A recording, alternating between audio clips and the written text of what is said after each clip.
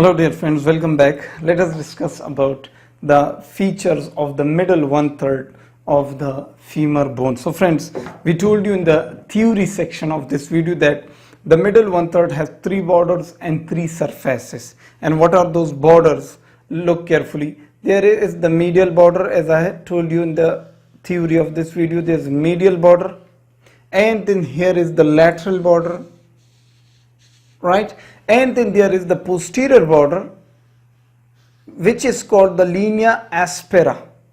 The posterior border is called the linea aspera, right? And this linea aspera has a medial lip and it has a lateral lip.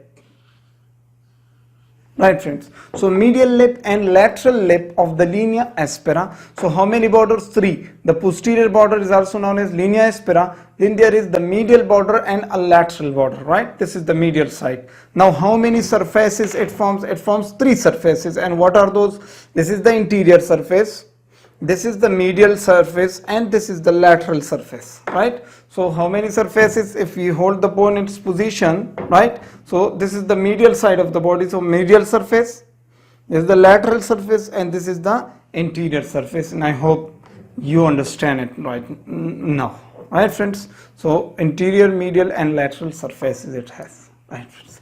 Now let us go towards the lower one-third of the shaft of the femur.